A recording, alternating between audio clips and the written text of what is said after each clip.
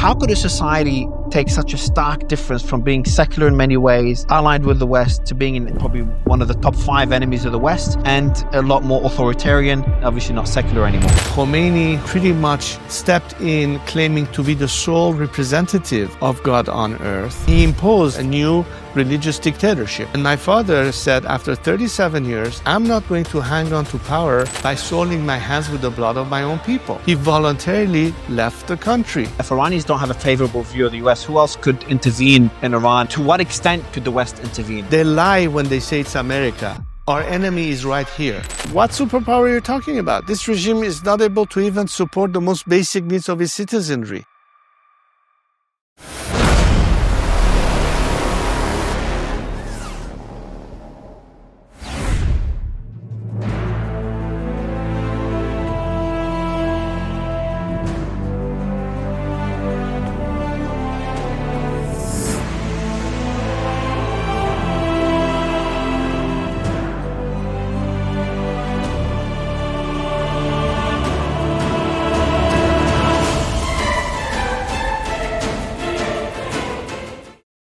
Crown Prince, absolute pleasure to speak to you, sir.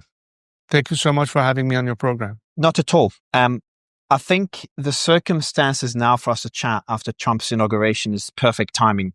But before we dig into the current state of things in the Middle East and globally as well, I want to start with a question that I think is most fascinating as I research the Iranian Revolution, and I've been following it for a long time, but I've gone really deep in the last few days in preparation for this interview.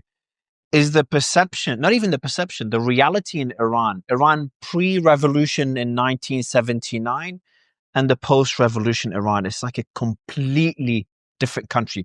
So can you maybe tell the audience about what Iran was, what it stood for prior to 1979 when your father and your grandfather were the rulers for over 5 decades? You have to also understand, in the context of your question, the time and era where everything was happening and the kind of world where Iran at the time had to face. It was a Cold War going on between the East and the West. You had the Soviet Union on one end and the free Western world on the other.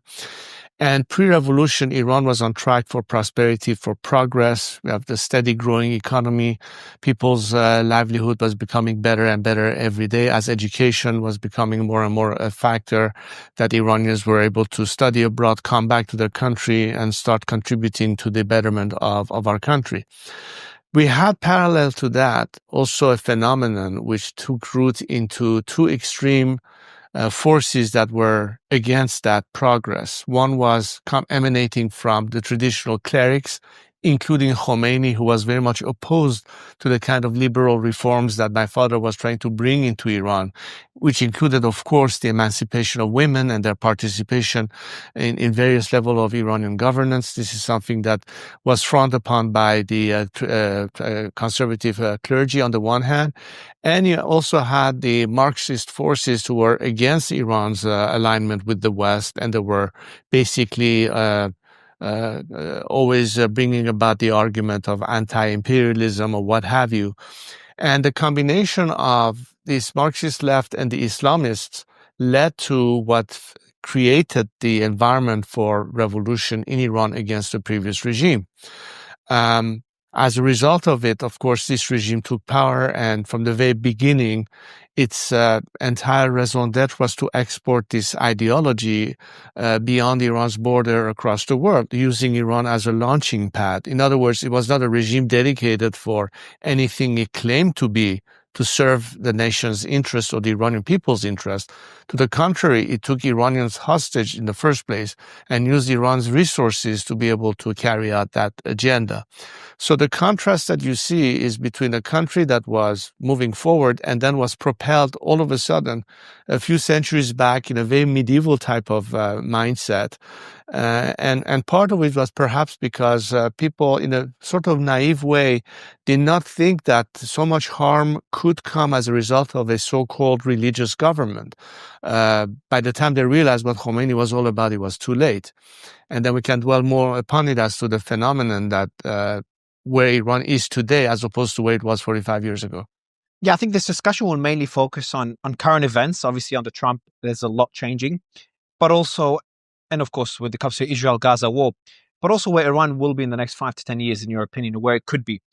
But I think giving a brief overview of the history of Iran is going to be very important for the audience, because a lot of people have a certain perception of Iran as a country and the Iranian people, which are two separate things. Um, just going back to pre-1979, so Iran was an incredible country in many ways. Things were very positive back then. You could be critical of the way it was ruled, how strict the intelligence or the Savak, I think it was called, was at the time. But from an economical and social perspective, completely different. So give us an idea of how it was. You got, women's rights were very different. The economy was doing really well. I've got some numbers here. You had national income was growing, grew 423 times. The military was the fifth strongest military at the time. Women had a lot more rights than they do today. The literacy was also improving. So can you give us a better overview of people in the US to kind of imagine Iran back then? Well, I think in general terms, as you just said, socially speaking, Iran was really a country that was beginning to benefit from the kind of modernization process that started at the time of my grandfather, but was further carried out at the time of my father in terms of prosperity and people's livelihood becoming better. It was not just about women; it was key, of course, but it was about the fact that we never had to face the kind of discrimination that this regime has created against different ethnicities or religious communities.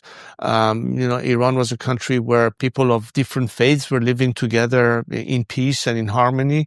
We didn't have issues between Muslims, whether they were Sunnis or Shiites or Christians or Baha'is or Zoroastrians or Jews or what have you. This was as a result of this regime that all of a sudden came in, imposed a singular religious ideology to the detriment of everyone else. And that started the whole process of discrimination and inequality as a result. In terms of political liberties, yes, it was not ideal. And again, I would like to stress the fact that during the Cold War, part of the problems we had was certain groups that were leftist or Marxist groups were pretty much carrying out Moscow's bid. They were not out there to exercise the liberty of expression. They were actually carrying out a certain agenda dictated by Moscow. And when you talk about Iran's sovereignty and integrity, we had to be able to navigate between how far is it that you allow participation, but to what extent are you actually allowing elements that are not doing it as a result of our national interest, but are doing somebody else's bidding, getting involved. And, Iran was not the only country facing that. Look, half of Europe during the Cold War, all the countries behind the Iron Curtain. If you ask them today, what role did Russia or the Soviet Union had in controlling every aspect of their lives when they were behind that curtain? They will understand the phenomenon then of some leftist groups who were actually not there to, let's say, advocate socialism, but was really a totally different idea of international communism and what have you. So as a result, there might be criticism against some aspects of the Iranian intelligence service and how it dealt with the problem. But I think retrospectively, even if you ask people who at the time were opposed to the regime and had to face that, what has been said about that entity has been grossly exaggerated in terms of the true narrative. And it's only retrospectively in analysis that people see a balance between how far was that criticism legitimate and how far was it exaggerated. Having said that, the vision that we have for Iran's future takes into account all the experience that we have had, good and bad, so that we avoid replicating the same mistakes in the future. But most importantly, I think the biggest guarantee for people in terms of secular democracy and all of their freedoms and their rights in the context of what they ought to have in the future, in contrast to what they have today, is ultimately the rule of law. And if we are able to establish that under a democratic system, that's where citizens of Iran, irrespective of of their sexual orientation or political ideology or whatever ethnicity or religious belief that they belong to would be guaranteed equal treatment under the law. I think that's the element that is fundamentally important and a prerequisite to a positive future. You cannot have a stable governance without a free economy, and you cannot have a free economy without a stable governance. The two goes hand in glove. And I think when you look at the problems that you have in Iran today, including the economic problem, it's because a lot of it ties to the nature of the regime itself. And it has nothing to do with the Iranian people, their aspirations, or for that matter, our natural resources, because Iran is a country that today should have been, if not the Japan of the Middle East, at least the next South Korea of the Middle East. Instead, we have become the North Korea of the Middle East. Speaking of Korea, Iran's GDP was twice that of South Korea in 1978. Today, Korea's GDP is 7 times that of Iran, a country that has oil resources, natural gas resources, a country that its government cannot even provide people the most basic needs in terms of energy, in terms of electricity, in terms of water. This is what's in contrast. So when you look at the future and what a different Iran could be, it all ties back to the nature of the regime in place and the fact that Iran, free of this regime, will regain not only all the potential that it did realize before the revolution, but hundreds of times even stronger, I think, in the future. Yeah, and another thing that could be shocking to people listening, before the revolution in 79, Iran was not only growing faster than the superpowers back then. I think it was France, the US, and the UK. It was the economy was growing faster, but also Iran was allies with the West, with all 3 countries mentioned and more other European countries, including West Germany, and was even allied with Israel. Iran was the second country, I think it was second after Turkey, that recognized Israel's sovereignty as a state. So just kind of gives the audience an idea of how far Iran has gone post-revolution versus the Iran that we had in pre-1979. So my question to you is maybe, how could a country change so drastically without digging into the details of the revolution yet, of what happened in Ali Khomeini taking power and his beliefs at the time? How could a society take such a stark difference from being secular in many ways, allied with the West, to being in probably one of the top 5 enemies of the West and a lot more authoritarian and obviously not secular anymore?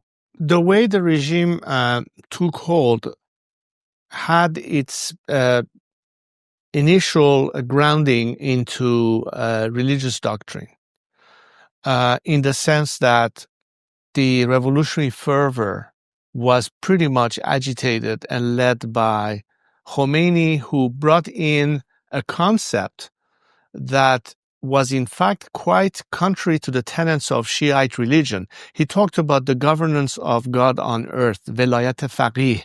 He pretty much stepped in claiming to be the sole representative of God on earth, and that everything was almost like nationalizing the church and being the only so-called source of emulation, which if you look at the Shiite tradition, unlike Sunni Islam, in Shiite Islam, we do have a hierarchy, similar to Catholicism, except for in Catholicism, you just have one pope. In the case of Shiism, you have various sources of emulation, marja' taqlid, as we say. And at the time, there were multiple numbers of higher clerics at the rank of Ayatollah, which is the highest that you can achieve. Khomeini, in fact, was a junior member of that cadre. All of a sudden, he propelled himself in a position, telling them, you no longer will have access to revenue to finance your own, disciples. I will control every aspect. And he imposed, if you will, a dictatorship, a new religious dictatorship. Coupled with that, elements who facilitated the stabilization of the regime created an entity outside of the traditional professional army in the name of the Iranian Revolutionary Guards.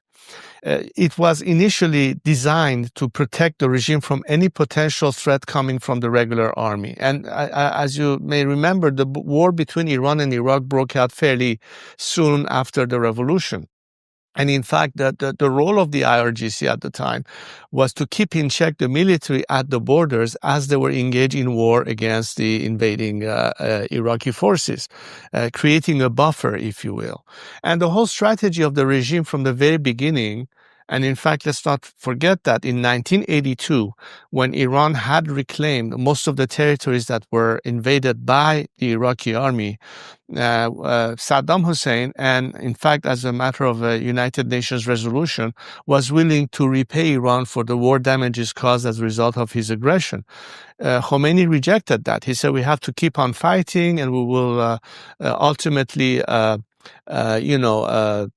conquer Jerusalem via Karbala. His whole idea, again, was the ideology of continuing the conflict well beyond what it was intended, because he knew that peace would be much more costly to him, because now he will have the army back in their barracks in Tehran and will have to face the music as to, okay, where we do now? So the regime, in a way, bought time. In the meantime, the IRGC became more and more involved in getting more control of the Iranian economy. It became, in fact, a ruling mafia in symbiosis with the supreme leader. And after Khomeini came Ali Khamenei. And since then, the IRGC has been the instrument to keep the regime in power by using maximum repression against our own citizens at home while carrying a policy of aggression abroad via its proxies like Hezbollah or Hamas, and beyond even the Middle East all the way to Latin America. The reason I'm saying this is because if you ask me why this regime has been able to stay in power, it's been mostly as a result of sheer intimidation and terror and the suppression of its own citizenry. It had the means and the might to do it. However, in the course of 40 years, the regimes, if it had any legitimacy at all, predominantly on religious grounds, but also in terms of its claim to whatever it is that it was doing, became more and more atrophied to a point that is now completely delegitimized in the eye of the Iranian people. It's still holding on to power because of the fact that it still maintains an instrument of repression, but people are still revolting against it. There's an outside element that is needed that can equal the playing field for the Iranian people. And that's the discourse I have with the international community, particularly the free world. Or why is it that you expect a change of situation in Iran if you're still conducting a policy of appeasement vis-a-vis this regime, rather than helping the Iranian people overcome this regime by giving them more direct support? Look, I'm not going to go further than examples of successful regime changes in the world that put an end to unwanted regimes, whether it was in South Africa, whether it was during the end of the Cold War. None of those campaigns were successful without some level of tacit and direct support from the outside free world. I think the same scenarios apply to Iran, and we can dig into it more. I can explain more to you about that. Exactly. I've got a lot of questions on how we could move forward from the current regime and what paths does Iran have. But just going back to your father as kind of probably the last question before going to today's Iran, what would you say, and there's a lot of people speculating or at least analyzing what the Shah could have done differently back then, but what would you say were his biggest mistakes to allow Ruhollah Khomeini to take power? You know, some examples was very close to the US, a lot of US interventionism, that were, at least that's how it was perceived. The Savak was very strict in the way they dealt with protests, in the way they dealt with anyone that was opposing the Shah at the time, exiling the Khomeini when he was initially planning to arrest him. So these were some of the examples of what the Shah might have done, what could have done differently. But I want to get your thoughts on what your father could have done to maybe have you in power today or have someone else in power today. Well, let me say one thing in general, and that is that hindsight is 2020. When you look back at an era of what could have been done instead of something else, a lot of people forget that whatever the sentiment is now was not prevalent then. In other words, if people, and I've heard this criticism a lot, if the Shah knew what was going to happen, why didn't he stop it from happening? Why didn't he hold firm? Why didn't he crack down on these people? The very same student movement today the Gen Z of Iran who remembers that and actually accuses the generation of their parents of what madness they went through and what put them in a situation to bring about this regime in the first place, because this is what they say today, are much more reproaching the fact that my father should have stood firm. They forget about the fact that people of their age in universities in Iran were calling for his head. And my father said, after 37 years, I'm not going to hang on to power by soiling my hands with the blood of my own people. He voluntarily left the country. He said, if this is what people really want, then so be it, and allow for the chips to fall where they may. And today, the reason that the popularity of my father or my grandfather is at its highest, multiple times more than the highest popularity they might have had at the time they were in Iran, is because of this very fact. The contrast that people make between people who cared about their nation, they were not mistake-free, but their intention was to serve the nation, as opposed to a regime that from the very first day did not even care about Iran. You know, he spoke about Khomeini being in exile. And by the way, there's an interesting anecdote about that. Khomeini was pretty much behind an insurrection that caused the death of several personnel of both civilian and the military during the early 60s. As a result, he was condemned to the death penalty, which was a capital punishment for provoking those kind of murders, if you will. In fact, one of the people who were a member of the Savak went to my father and said, look, what are we supposed to do? If we kill him, he will become a martyr. On the other hand, if the law is not implemented, then the law of the land has not been observed. They promoted Khomeini, who at the time was not an Ayatollah, to the rank of Ayatollah, because Ayatollahs then were immune to the capital punishment in Iran. And as a result of which Khomeini became an Ayatollah, was sent into exile to spare his life. The first thing he did when he came back was to execute the person who was responsible for him staying alive and not being executed, which is an interesting anecdote in of itself. But Khomeini, when he came back to Iran, when he was asked by a reporter, what is your sentiment about coming back to Iran after 15 years in exile? His answer was nothing. He had no feeling whatsoever. Today, when Iranians look at that, look at what was trying to get achieved for Iran, and look at what Khomeini did, they see it today, 40 years later. But at the time, at the moment, the reading on the streets was different. Perhaps we had to go through this experimentation to see where we are today. Back then, talking about religion was taboo. You couldn't even discuss it. Today, the biggest debates about secular democracy and separation of church from state happens in many of Iranian, religious schools. The debate is open now in society. Religion has been weakened to the maximum possible extent.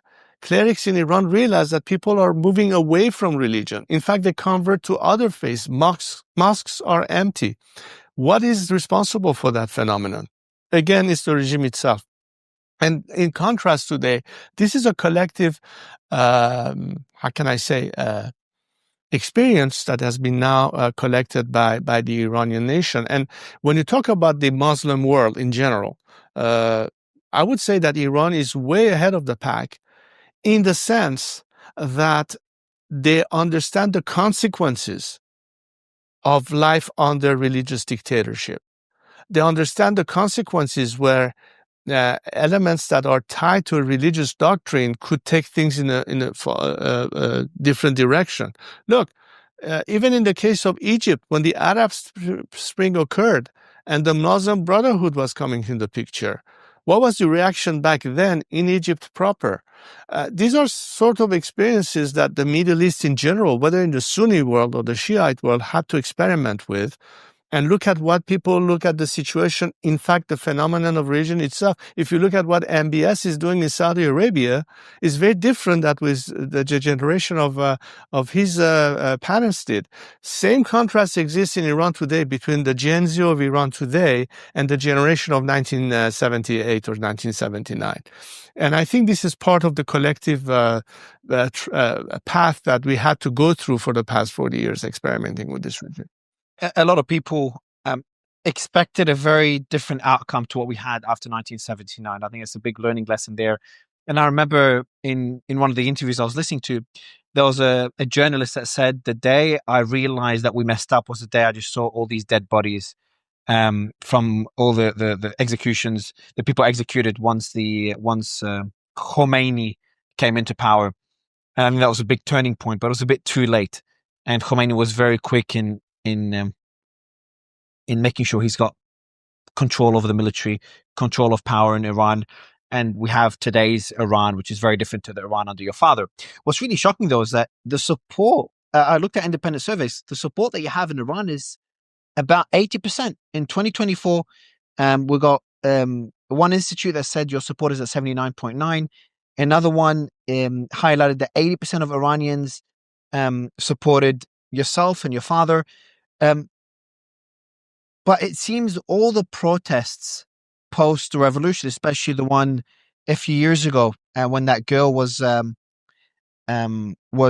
beaten up by the police, and that I think it was September 2019 that those protests started. You talked about Mahsa Amini and her Yes, murder. exactly, Yes. exactly. It was one of the, for me, when I was watching those protests, I thought that the days of the regime have ended. I want to get your thoughts on what was your, how did you process these protests and the outcome of these protests, or lack thereof? Can you tell me more about why Iranians are not able to bring change again in Iran after so many decades after the revolution? The economy have gotten a lot worse. Society is just not as, I'd say society is against the current regime more than they were against the Shah back in 1979. That's not looking at research. It's just my interpretation of what I've seen watching these last few interviews. So I want to get your thoughts on, why do you think Iran is not able to bring an end to the existing regime? I will not characterize this exactly with the wording that you just utilized. I will say that if you look at the frequency of movements in Iran, protest movement or rebellions in Iran, in the last decade alone, you had far more numbers of protests occurring against the regime than anything in the preceding 30 years, including the Mahsa uprising. Now, the manifestation of such uprising are to be expected more and more as we go ahead in time. And a lot of it is not due only to the complete rejection of the regime in terms of its political legitimacy, but also because of the economic factor, as you indicated.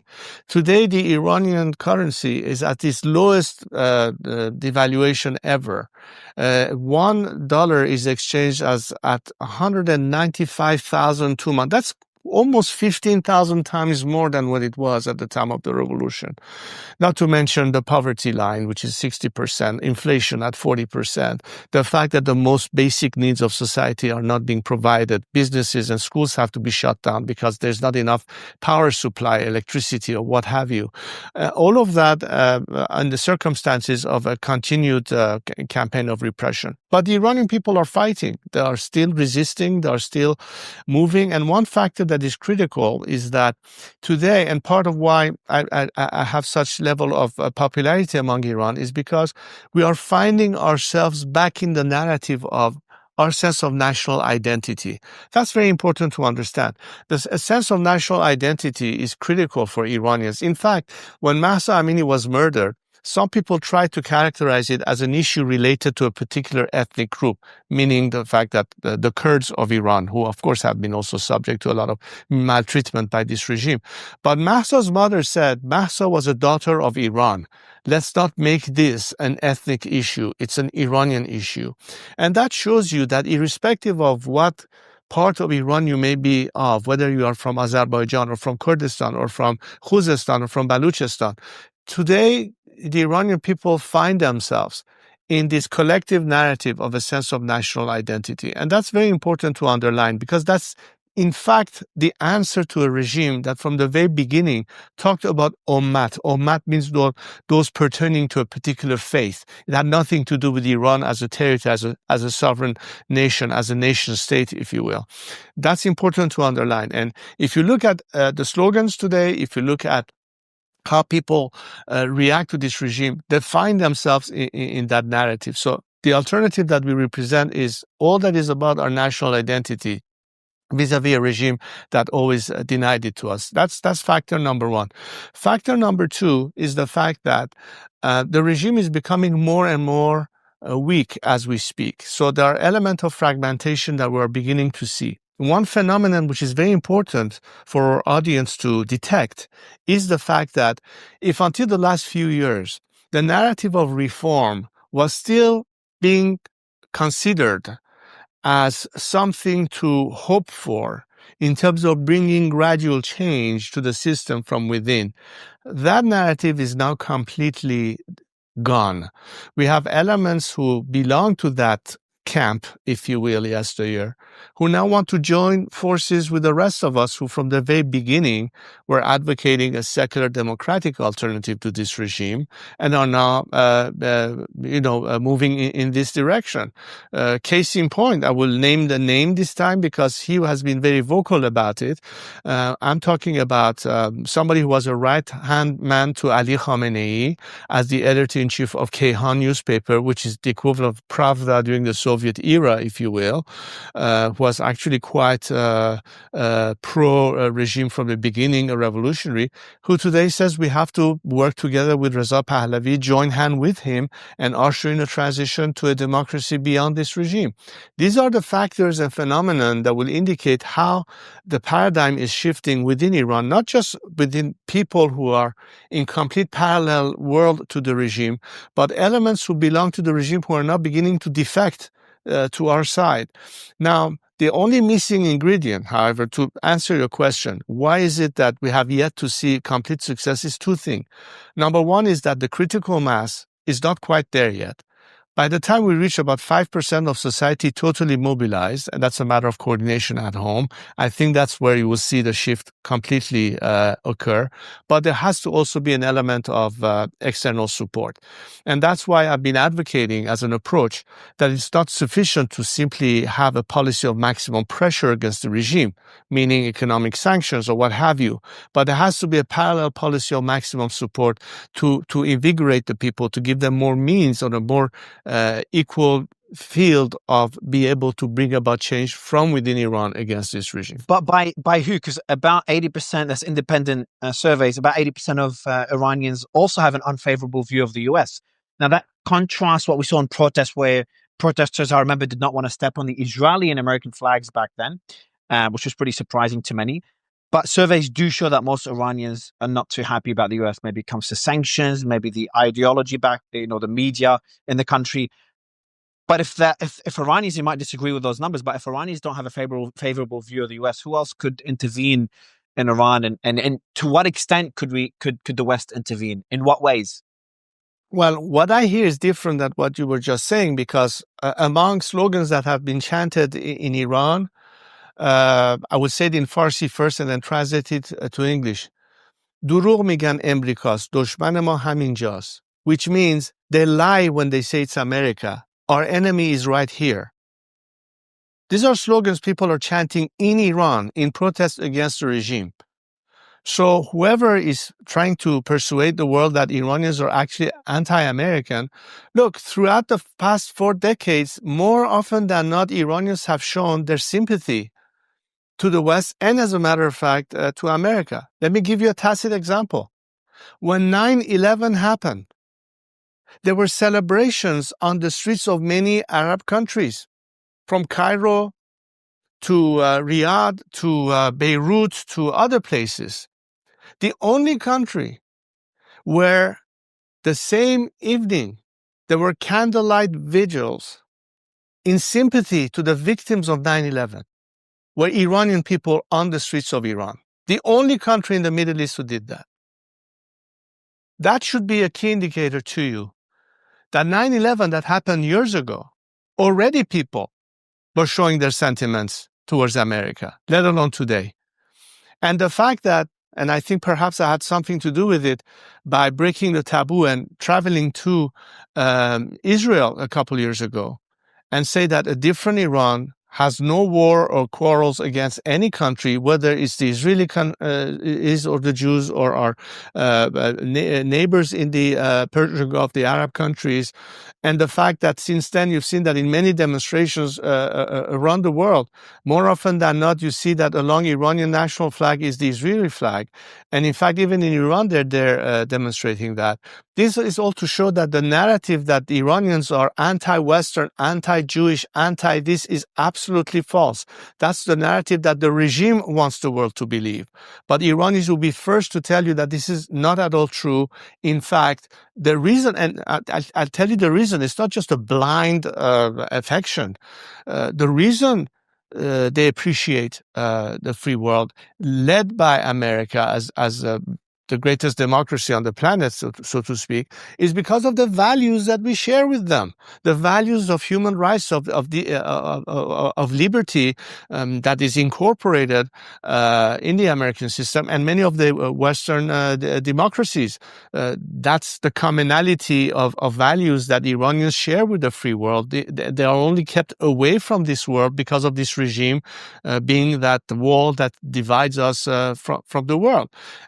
As opposed to a regime that its DNA, its ideology is absolutely opposite to this very value system. So let us not confuse the regime and its narrative and rhetoric of being anti-Western and anti-this, as opposed to its people who are to the very contrary of the regime are the total opposite of it. And I gave you a few tacit examples. How would an intervention look like and by who?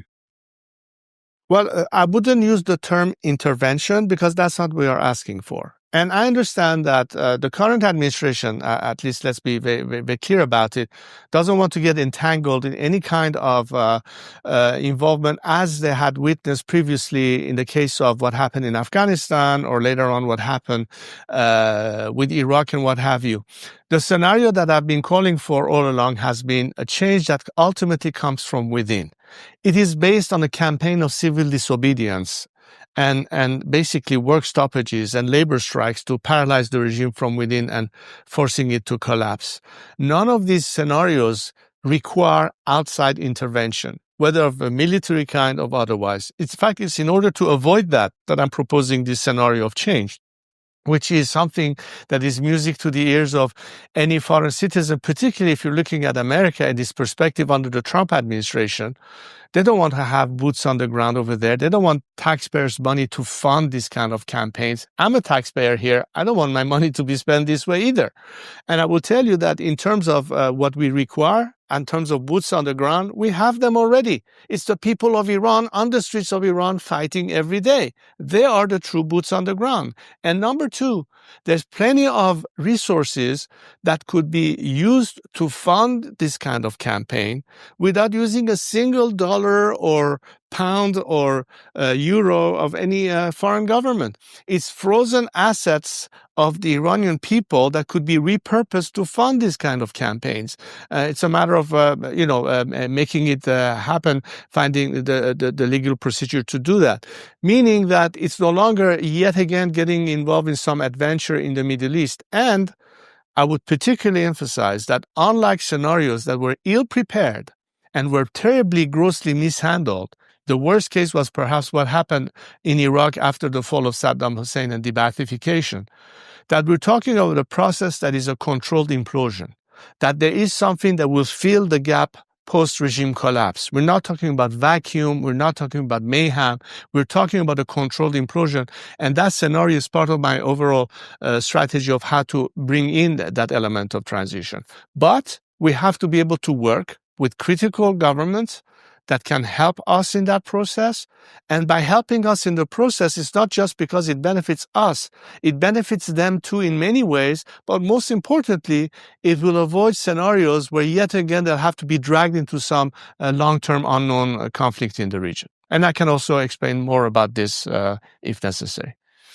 Just talking about what failed in 2019 and what could be done differently now. You talked about having some sort of foreign support. You gave an idea of having the money that's frozen, Iranian money that's frozen right now that could be used to fund those protests or those movements of civil disobedience. Is there anything more that the West could do to support the Iranian people and to challenge the regime from within. Because you can't, the West is even looking at a potential conflict with Israel, a US strike on Iranian nuclear facilities. So that seems pretty extreme. And that makes any other forms of intervention less extreme and more practical. I want to give you two examples that could be interesting for you to kind of think about. I was speaking to President Kagame about 2 weeks ago of Rwanda, and I was in Ukraine a week ago as well. And we saw what happened with the Ukraine mineral deal, and that being kind of a form of justification for U.S. intervention or further for U.S. Intervention in the country. And now the U.S. is looking at doing something similar in Congo when it comes to all the conflicts there and the minerals that are the source of all these conflicts, where the U.S. would offer security in the country. There's just discussions right now, offer security in the country in return for minerals of that country. Do you think there could be some sort of opposition movement that has a similar agreement with the U.S. to gain further U.S. assistance in succeeding with those civil disobedience movements? Because we've seen them fail time and time again. Multiple aspects to your question. So to address the first thing, look, at the time of the Mahsa Amini revolt, let's remember what kind of government existed in Washington at the time.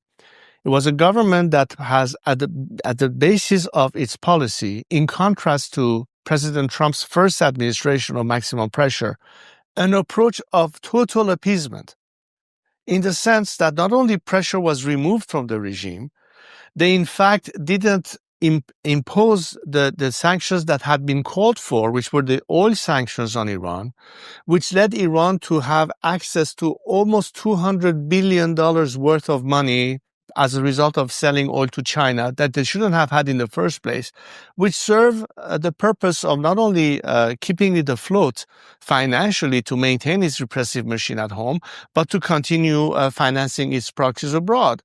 On top of it, they were paying ransom to free hostages.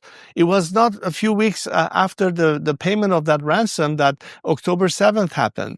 Let's not forget about the fact that those elements of in fact reversing the pressure that could have made life much more difficult for the regime and ended up invigorating that, basically to a point that it's now the regime has learned a lesson that it pays them well to take hostages.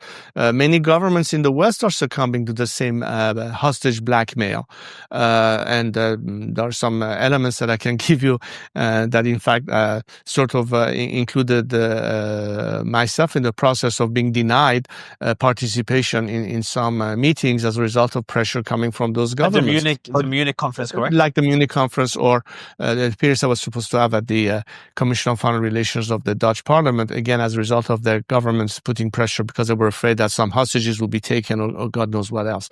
But anyway, the point is that, as I was telling you earlier, it also depends what kind of conduct or adjustment of policy exists from the outside world looking at the Iranian situation. So that factor is something that we can discuss further, but this is an element to keep in mind as an element that could improve the chances for Iranians to succeed rather than being fighting this fight totally alone with no support whatsoever. That's number one. Number one is like more, to summarize it, more of a Trump-like strategy versus a Biden-like strategy moving forward. Well, yeah, look, appeasement has never been successful any time in the world. The last time it was experienced by Chamberlain led to the rise of Hitler and the Nazis, and we all know what happened next in the Second World War. The same situation applies to this regime. You cannot expect, and I tell you one thing in a more general sense. My biggest criticism of the foreign policy of Western governments, I'm talking about Europe, mostly, and to some extent the United States.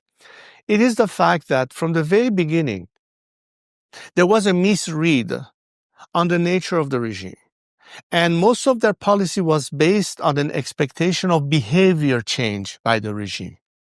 Now, in some cases, you had the approach by the stick or by the carrot, but ultimately the whole premise was based on maybe we can make them more reasonable and come back to the negotiating table for whatever purposes of coexistence and what have you. Well, that premise was false to begin with, because it simply means that the world has yet to understand the true nature or DNA of this regime. Look, if in your DNA you're a wolf, you cannot transform into a sheep. A wolf is a wolf, and at the end of the day, it will remain as such.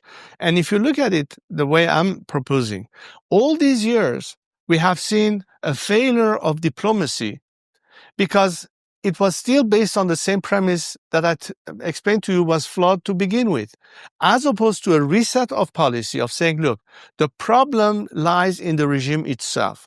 It is its nature that is causing all the problems you are facing, whether it's the nuclear threat, whether it's funding of terrorism and radicalism and proxy wars, interfering with maritime traffic by helping the Houthis, funding through their networks in Europe, the anti-Jewish rhetoric or anti-Semitism or threatening of activists or journalists or what have you. This is something that this regime has done. And so as long as this regime remains in Iran, it doesn't matter what policy of appeasement or negotiation you're trying to carry on, they will not change, because if the regime was to concede to any of these points, it's no longer going to be what it is. It will lose its very purpose of existence.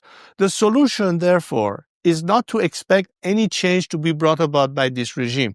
The best ultimate guarantee you have is to invest on the people of Iran. Let them prove to you that unlike this regime, they want to be part of the same world that is enjoying its freedom and its liberties. We are a country that once we have a national government that is concerned about the welfare of its own citizens, it will be the first to demand regional stability and peace, cooperation and peaceful coexistence with our neighbors that will put an end to all this antagonism. And it's in fact, at the end of the day, good for the world as well. Because it's not just about freedom and democracy, it's also about prosperity and economic opportunities. And in Iran remains one of the most important untapped areas, particularly when it comes to American business and companies, when they look at it, that they have been deprived of for the past 4 decades. Europe is facing many problems today. They are facing problems with immigration. They are facing problems with radicalism spreading within Europe, not to mention energy dependence that has always been a concern. A different Iran will be able to provide all of these answers in one shot, reversing the problem of further migration, but also bring about an element of stability that the whole world economy depends on. These are factors that are intertwined. But as long as there's not a reset of foreign policy, we're going to keep kicking the can down the road and expecting a different outcome by pursuing the same policy. To put it in one word, this is insanity according to Einstein. We have to do it in a different way now, and the opportunity is right in front of us, because you mentioned one point, and it's very true. Some people are contemplating that if there's no result of attempting to bring about a solution to the problem, we may be pursuing an avenue that would lead to confrontation or potential preliminary strikes or preemptive strikes on Iranian facilities and what have you. Again, I'm saying that we have now a window of opportunities where we can avoid all of these more dire scenarios by giving the Iranian people a chance to bring once and for all a final solution to the problem by eliminating this regime while there's still time. And I think we do have time, not forever, but this window is in front of us. It would be simply irresponsible not to give this process a chance before opting for more less desirable scenarios that you may be forced to implement. Let's try to avoid those more sinister scenarios by giving what is the most legitimate, the most least costly to a nation that wants change to begin with, but also the interest of the free world. We have to be able to see eye to eye on that. I've been able to persuade many diplomats, many politicians, many legislators here and there during my trips. And I think it boils down ultimately to a decision that depends on a strong, dedicated, decided leadership that makes change happen. And for that, I must say that President Trump may be doing his part. I don't think he can do it totally alone. I don't think he can put all the responsibility on the shoulders of the Israeli prime minister. The Europeans have to also play a part in this. But there has to be strong leadership, the same kind of leadership that put an end to the Second World War, when you had Roosevelt and Churchill, or during the end of the communist world, when you had Reagan and Thatcher. But today I want to know, what do we have in terms of strong leadership emanating in the free world. So countries in the Middle East are not kept in sort of a guessing game as to where exactly are we going with this.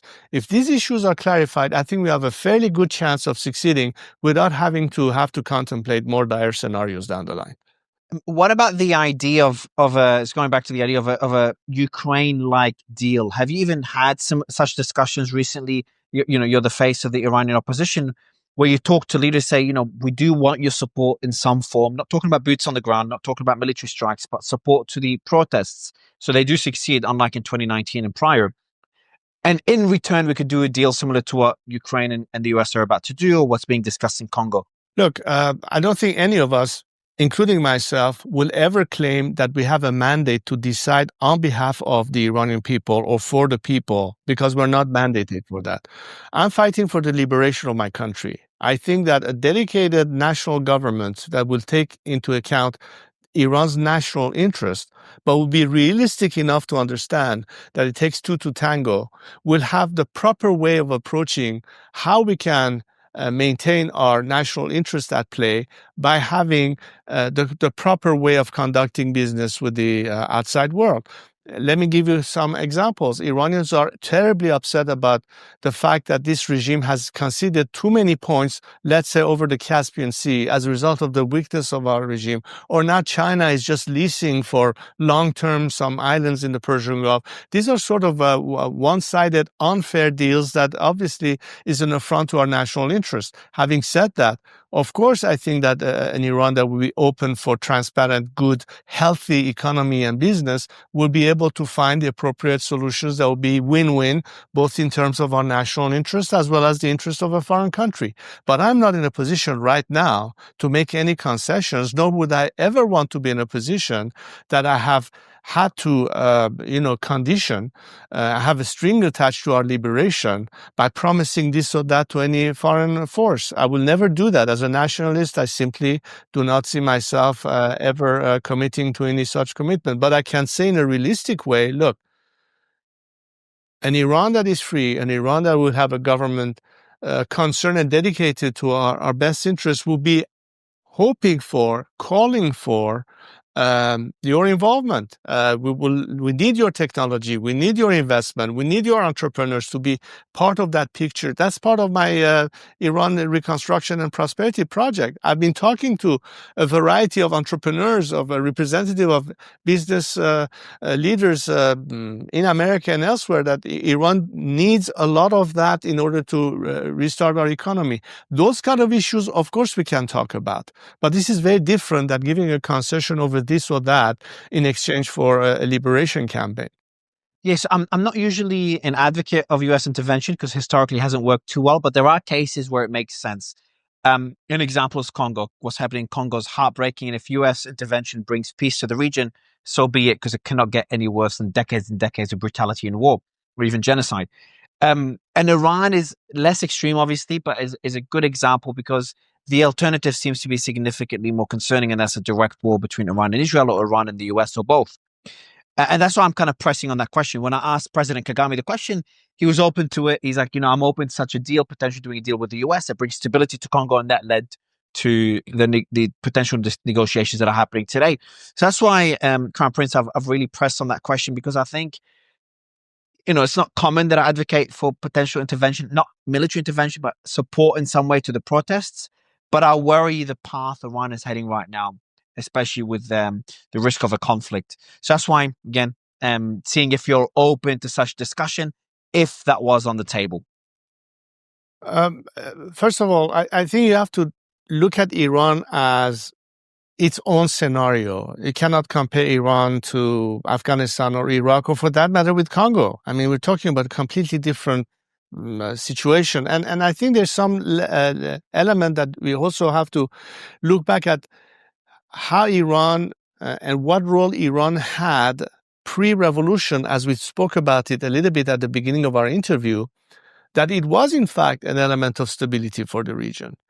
And it was an Iran that, even though we were still operating in the sphere of the Cold War, but even during that time, we had a very balanced foreign policy vis-à-vis the Chinese government, vis-à-vis the Soviet government.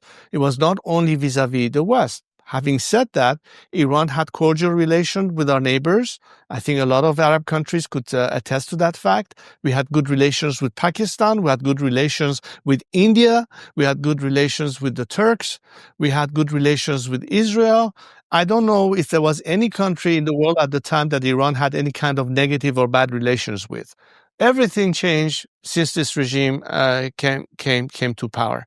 Now, what are we talking about a prospect of a different Iran before we talk about the elements that you were suggesting? Look, let's say if we go along with my proposed strategy of having a policy from the outside world, that is, of continuing the policy of maximum pressure on the regime, adding to the equation the listing of the IRGC as a terrorist organization that is still not existing in Europe, but would be an important element to further curtail the regime's ability to do harm, but also parallel to this, bring that element of maximum support, in which case it will give the Iranian people a decent chance of succeeding.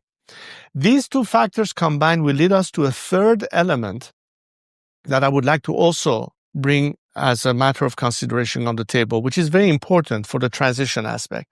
And that is, as a result of the first two elements, we can start expecting maximum defection. Why is that important? Maximum defection has two importance. One is domestic, one is international. Domestically, it means you reduce the element of resistance by the regime at the very end to attempt a genocidal type of repression, as Bashar Assad tried to do in Syria, and so on and so forth. That means that except for the very elements that have their hands soiled in the blood of the Iranian people that will have to account in a court of law in the future, the majority of these elements can survive regime change and have a future beyond this regime. Meaning that they are not in no man's land. Meaning that if you are a member of the core of the IRGC or military, and you are not directly responsible for those heinous crimes, there's no reason why you should not have a place in the future of Iran. And we make the contrast between what's important to happen in terms of our national reconciliation and amnesty, the process of truth and reconciliation in South Africa as an example. Transitional justice is key because there's not a family in Iran that hasn't been somehow affected by this regime, but we need to have a legal process that addresses that, and we have experts that are dwelling on the subject. All of this to say that we're trying to make the smoothest transition possible and the least costly to the nation with an option at the end. So you don't have a failed state. You actually have an element that brings about immediate stability, but also provides for the country's restarting of its economy. So in that sense, it's of mutual benefit to anyone assisting us in that process, because a stable Iran, a free Iran, will be able to relieve all the concerns that will, A, force certain governments to take action, in the case of the civilizational existential threat that Israel has against this regime and its nuclear menace, for instance, or for the U.S. to come and say, do we still have to be the world policeman and send our fleets to guard and protect and stabilize an area where Iran will be able to do that together with our friends in the region, mind you, together with the Israelis, together with the Saudis, together with the rest of the Persian Gulf countries, so they will not have to involve any foreign power to be there again and let us do that part of the job. This is the way I see the situation evolving. But all of this is hinging on the fact that the time is now, the regime is at its weakest, the Iranian people are more than ever ready for that change, they are calling for it, and all the world needs to do at this point is to give us that extra lift, if you will. Now, I've always said, by the way, to my fellow Iranians, that we cannot depend on any foreign government or countries for our liberation. We can only count on our own resolve. But it will be so much less costly to us if we did have the support, especially from the Western free world in that. And that's what the Iranian people are calling for. If you listen to what they are asking for, they said, we are not looking for your pity, but we want your partnership. We want you to consider us as your partners in the solution to the problem. We will do the job, but help us win over this evil regime, because at the end of this regime, we will be faced with a nation that demands nothing better than happy coexistence and rejoining the community of free nations. This regime will not do it. So whether it's President Trump in the White House or any other foreign leader sitting in their respective capitals, thinking that there's any way to properly come to a compromise or a deal with this regime, you have another thing coming. It simply means you haven't learned your lesson yet. You haven't still understood that as long as this regime remains in place, you will continue having the same problem. And by the way, if you say that, okay, as long as it's not a direct threat to us, that's all we're interested in, then basically you're adding insult to injury to the Iranian people. It will be a slap in their face. So don't give us this rhetoric of being for democracy and human rights, because if you are really, truly dedicated to that aspect, what example of violation of human rights exists on the planet today worse than you have in Iran proper? So where is your rhetoric in action? We don't need to have some kind of legislative statements by this or that parliament. We don't need to have symbolic acts of women parliamentarians in Europe cutting their hair in support of the Massa movement, because their government is still trying to cut deals with the regime, is still bowing to the regime's blackmail of hostage taking, and they're turning their back on us. Look, Iranians are not stupid. They see what's happening. That's their expectation. So if you want to build a long-term relationship with a nation that will be grateful for that support, think of the long-term aspect, not only the short-term interest. And to be frankful, most of the reason why we've had this regime in place is because many governments have been simply kicking the can down the road and trying to pursue short-term interests at the expense of the status quo. And guess where we are today with the status quo? That needs to change, not just for the sake of Iran, but I think for the sake of the free world in the first place. Have you spoken to Russian and Chinese leaders about this? Because I think their support of the current regime is playing a bigger role in them being able to sustain power than the lack of support to the protests or the citizens of Iran by the West. I'd be very happy to talk to the Chinese and the Russians for that matter. Haven't had a chance yet? I haven't had a chance yet, and I think the circumstances should occur. And the reason I'm saying this is because they also need to understand that a change in Iran doesn't mean that all of a sudden Iran's vision is limited to only one direction. We have to have a 360-degree vision. We means to be able to provide, as long as it's fair, a fair deal of what is commerce or trade with all these blocs. This is an interdependent world. I think we need to be able to show to the Russians and to the Chinese that the change in Iran doesn't necessarily threaten their interest, economic or otherwise. But if they expect us to bow down and accept unfair deals, that is not going to happen. Whether it's Russia, whether it's China, we are not going to accept any unreasonable, unfair deals. It's only a matter of our national interest. This regime has sold our country off. And the first thing I would do as a nationalist is to make sure that while we are not selling our country off, and if there are unfair deals that we have been imposed on by this regime, we will redress the situation and conduct fair, reasonable trade with whoever it is out there. We're not looking to have problems with any country in the world, so long as our national sovereignty is respected. That's all we are asking for, and I don't think that's an unfair expectation. They would have the same expectation too. So it's a two-way street. I was speaking to Foreign Minister Lavrov yesterday, and we were talking about U.S.-Russian relations over the next 5 to 10 years.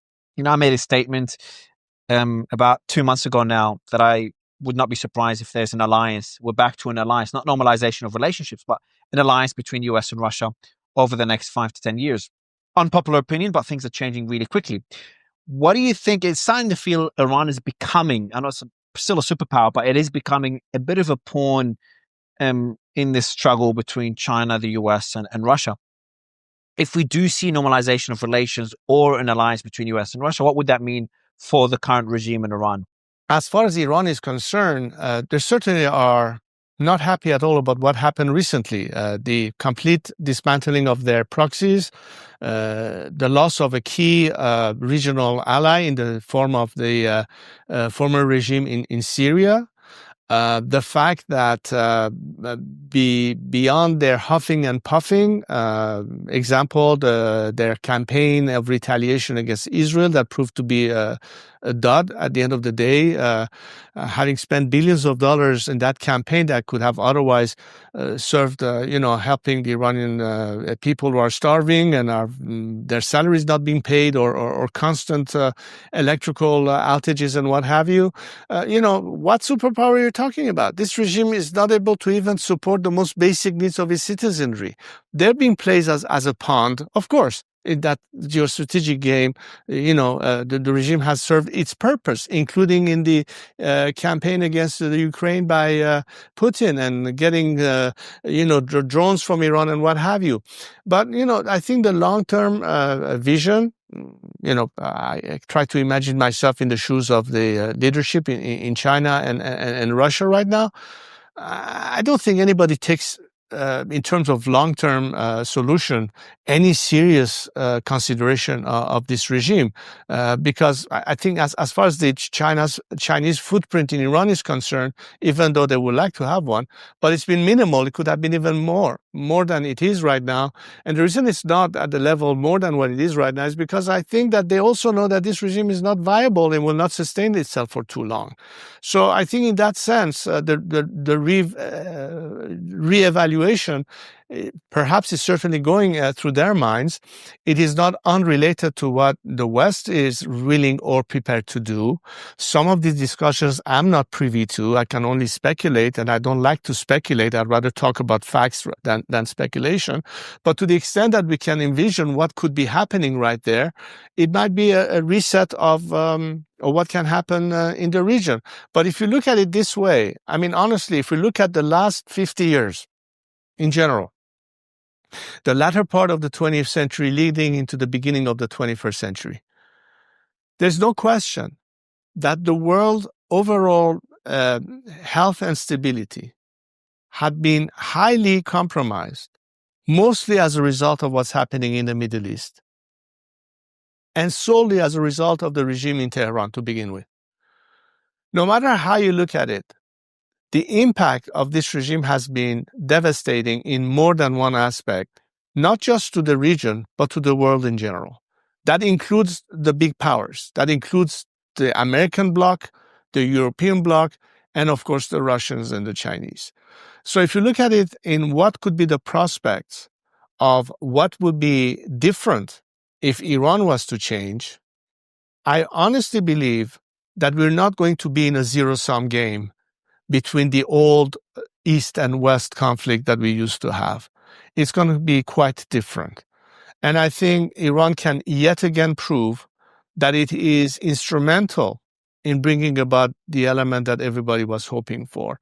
When I went to Israel, I proposed that we should elevate the Abraham Accords to the Cyrus Accords. Why did I say that? Because I think that no matter how noble the attempt is with the Abraham Accords, and it is great, and it was only sabotaged by the regime. It was going on the right track, mind you. But without Iran, it will never bring it to the point of a complete resolution of all problems.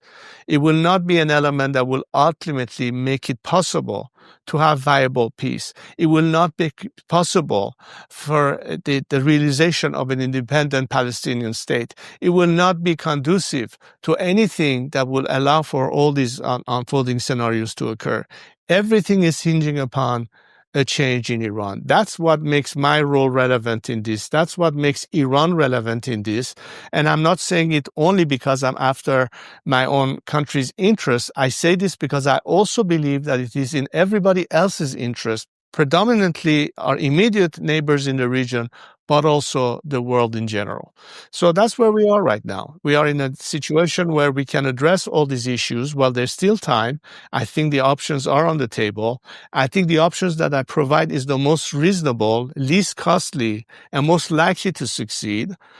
And of course, there are other scenarios. But as I said earlier, it will be such a waste of historical opportunity not to utilize the options that we have right now on the table than what we could be facing down the line that would be perhaps more dire, and who knows what will be the outcome of those kind of campaigns.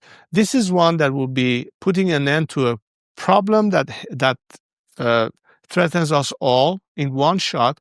And I think it's the most likely win-win scenario compared to other ones.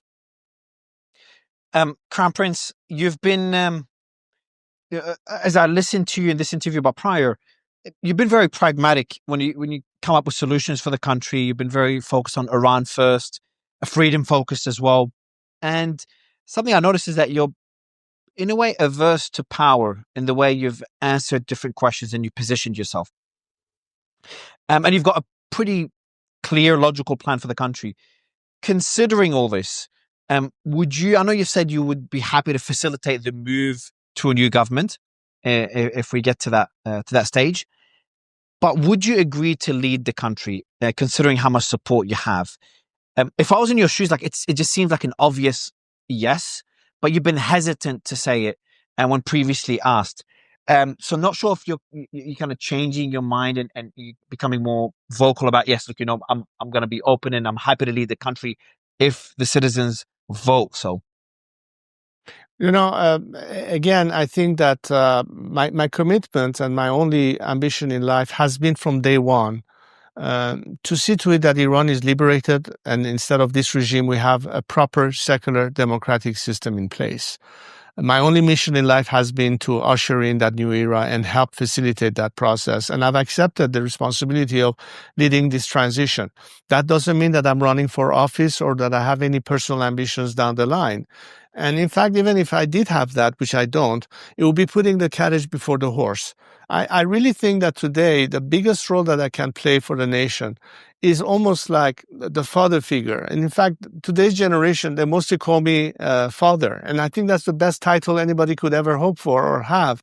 That's something that brings about the most interest for the nation. Governance can be done by others. I don't think that if we are able to succeed and make sure that Iran will have in the future the strengthening of its institutions, that will become far more system-centric than individual-centric. And this is really what ultimately maintains our country on the right path. If I have any role to play into bringing that into the fruition, I think that will be mission much more accomplished than anything else.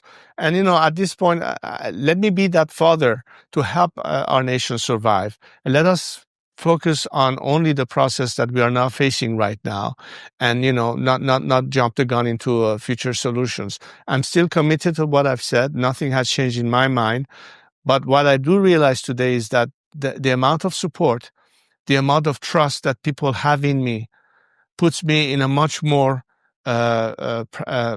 powerful position to be able to, in fact, be able to do that job for them because I have that support. And hopefully the world recognizes that this is what they're dealing with. This is not somebody claiming to be in a position, but the fact that there's that element to consider as who could bring this about for that country. And I stand ready to discuss this matter with whoever is willing to talk about this and find, the kind of solutions to the problem with the countries in the region and with the key governments, because I would like to be able to help my compatriots know that they are not alone in this struggle. And finally, the world is beginning to respond the way they should have a long time ago, but it's never too late. But today they can actually come and help the Iranian people liberate themselves and usher in a better era for all of us. Crown Prince, the last point I want to focus on is something that's one of the more concerning issues we're facing in the Middle East, and that's a potential direct conflict between Israel and Iran. How close do you think the two countries are to an all-out war? I thought that was far-fetched just a couple of years ago, but then again, we had both countries strike each other's territory, which would have been unfathomable not long ago. But it seems now that Israel's kind of reconsidering it, the strike on Iran could be related to Trump's negotiations with Hamas and his stance on Iran, a more hawkish stance. Can I get your thoughts on where we are and the possibility of such a war? Well, I mean, obviously, Israel will have to do what it has to do to protect itself. Having said that, I think that the leadership in Israel, perhaps more than any other government in the world, realizes exactly what I've been suggesting to you, how different the people of Iran are from the regime. If you look at the messaging of Prime Minister Netanyahu to the Iranian nation, talking directly to the people, something, in fact, I suggested he should do. And the way he talks about the fact that the regime is mostly afraid of its own people. That means that we understand that we want you to be successful to put an end to this regime so that Israel doesn't then have to step in and take measures to protect itself if there's a continuation of this system. So I think the narrative is not we're only considering striking Iran preemptively to protect ourselves. That's not what I hear from Jerusalem. What I would anticipate from Jerusalem, if what I'm proposing doesn't occur in the right amount of time, in this window of time between where do we reach that fail-safe point where you have to intervene by other means, that would be the deciding factor. So if we see more of what I'm proposing, that I think is in the direct interest of Israel, but also the free world, of helping the Iranian people overcome this regime before it reaches the point of actually being a serious threat on its, and by the way, it's not just the nuclear threat, it's the all other aspect, but obviously the most evident element on the table is the nuclear threat. It's not just enrichment, it's not just about fabrication of a warhead, but the delivery mechanism and the missile system that could even reach Europe the way they are working on it. There are so many elements that are contingent about how quickly do we move on not having to get to that point. Beyond that, it will be pure speculation. But in order to address it in a timeline that is sensitive, depending on the experts, it could be a matter of months, it could be a matter of a couple of years. It depends on how close or not they are into that. It depends what happens with the snapback policy of the sunset clause of the JCPOA and so on and so forth. There are so many other aspects that comes into play as to where can we situate the timeline. What I'm suggesting only, and at the end, is look, let's expedite the process of bringing maximum support so that change happens from within. So we wouldn't even have to consider what needs to be done because the regime will no longer be in place. As opposed to, as long as it's in place, all of these threats have to be taken into consideration, and we have to have contingencies for all of these scenarios.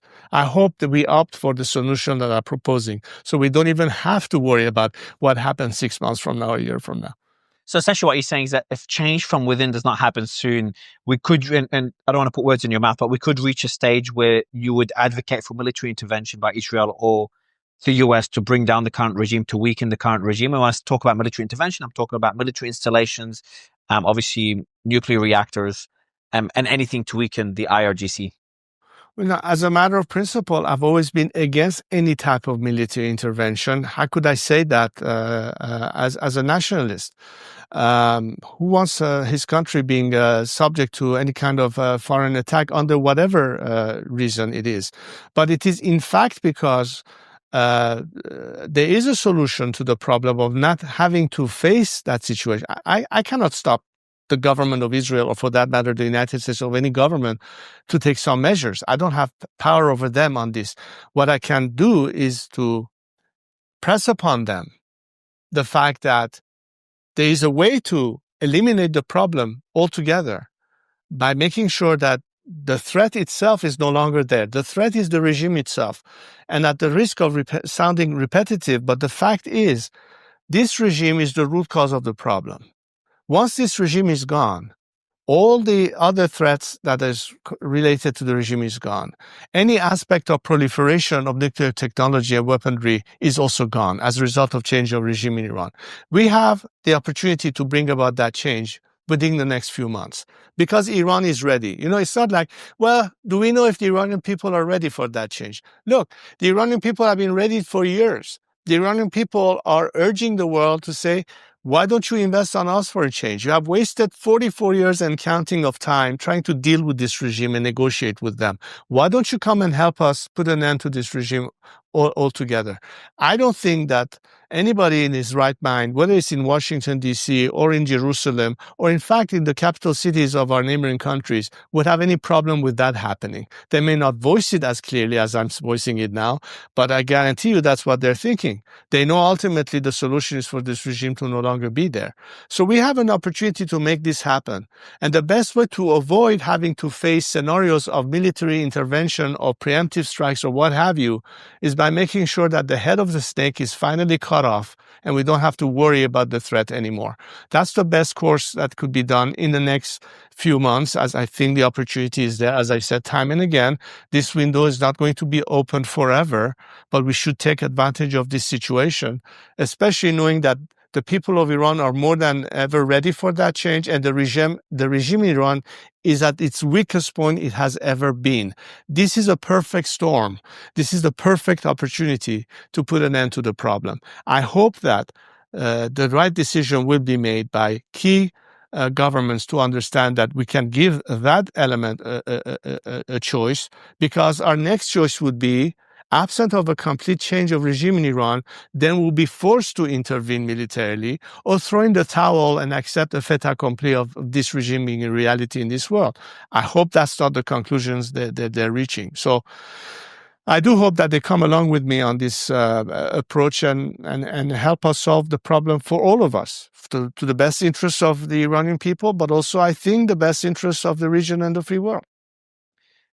Last question on this topic is comments made by your father about the Israeli lobby in the US. I want to get your thoughts on this, because your father was allied with Israel, but he had a few critical points to make. I'll read out what he said. Again, that's referring to the Israeli lobby in the US. He said, they are strong. They are controlling many things: newspapers, media, banks, finances. And I'm going to stop there. And then he said, after asked again, not just the press. They are influential people. They have many means at their disposal. They are putting pressure on many, many people. Have you ever spoken about to your father about these statements or about Israel or the Israeli lobby? What do you think he meant by this, and where do you stand on? I know where you stand on Israel, but Israeli influence in other countries, which some people have been critical of. Well, I never had an opportunity to discuss these matters at the time. But speaking of the time, 50 years later, and as a result of my own path and in recent meetings and the relationship I've had with the Jewish community, whether it's the Iranian Jewish community, the international Jewish community, the Israeli citizens, and the Israeli government, I think that the narrative and the perception and the views and what's our commonality of interest is to me very different than whatever might have been discussed or mentioned back in those days.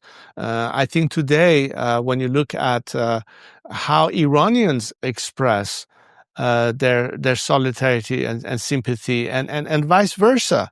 How many Israelis are responding to their Iranian counterpart, or for that matter, the Jewish community in the world. As I mentioned to you earlier, when you look at the fact that the Israeli flag is predominantly present in most Iranian demonstrations against the regime in Iran and in abroad, I think the entire paradigm is certainly very different of what it might have been in the 70s and that era. So I think that the world is very different as we are today. Iran has changed a lot. The mindset in Iran itself has changed a lot. The sentiments on the streets of Iran back then might have been very different. That might have propelled some suggestions or ideas or perspectives. But from my prism and the way I look at Iran today and what's the reality on the grounds in Iran, it is very different that whatever might have been suggested back then. We're living in a different world right now. Yeah, I remember when I covered the protests, I think it was a year or two ago now, and I had Iranians on stage, I think Iranians living in exile or coming on anonymously. Those living in Iran were very scared. They were protecting their identity. But others that were not based in Iran were, vocally supporting Israel. Because they had a common enemy in their eyes. So the last question, Crown Prince, is if you were sitting with President Trump and President Putin separately, what would you say to them? Because I think they'll both play a pretty key role in what happens next in Iran. I know you said it comes from within Iran, but at least having some sort of support. Both countries are intervening in the country in one way or another. What would be your discussion with them like for both President Trump and President Putin? One aspect where a leader of a government looks at countries, a lot has to do with how legitimate is the government or the representative of the government of that country as they talk to their counterparts relating to whatever issue there is. So my point is that what ought to be important for whether it is Vladimir Putin or Donald Trump is whether or not whoever is in Iran representing the Iranian side is in fact the legitimate representative of that country. Ali Khamenei certainly is not. Ali Khamenei today is being called the dictator that people are asking for his demise. The current regime in Iran is considered illegitimate by the majority of the Iranian people. And so whatever it is that you're assessing in terms of whether or not at the end of the day, this person represents the aspirations or the interest of the Iranian nation would be something for them to consider, as opposed to what I hope would be one day a regime that will have a true representation of our national interests, of the aspiration of the people, a legitimate government. And that is something that you can then count on, that you can build on, that you can depend on. And I think, again, part of the reason why the world has had problem in failing in its diplomacy is, number one, because they were counting on dealing with people who, first and foremost, are not legitimate to begin with, and they cannot even trust in terms of what it is that they're pursuing. They're not even pursuing the interest of their country. At least if they were pursuing the interest of their country in a diametrically opposed vision, that could have been an argument, but that's not even the case. So what I would be telling President Trump and President Putin is a different Iran is somebody that will be speaking to you from a point of view of what's in our national interest, but also in a pragmatic and realistic viewpoint. We cannot be isolationist in any form or shape. We cannot be blind that we have to be able to coexist in this world. And in many cases, there has to be some element of compromise and give and take, so long as you remain true to the core principles of whether or not it is ultimately in the best interest. President Trump believes that he had to move out of the JCPOA because he thought it was a bad deal as far as the interests of the American people were concerned, and so on and so forth. He has the MAGA movement. We want to make America great again. I said, well, we say make Iran great again. We have the same hope and ambitions for our country. But all of that starts by having, a legitimate governance. So, in order to get closer to that reality, I hope that it can look as to what will be ultimately in the better interest from either side, looking at Iran in general and the role that a different Iran could play. And that will be a start of a new era or a new chapter, if you will, as opposed to the current one, which is this regime and whatever it is that it represents at the end of the day. We've got Make America Great Again, MAGA. We've got Make Europe Great Again, MEGA. And as of today, we've got Make Iran Great Again, MEGA by Crown Prince Pahlavi. Crown Prince, it's a pleasure to speak to you today. Really appreciate your time. My pleasure. Hope to talk to you again soon. Definitely. Have a good day.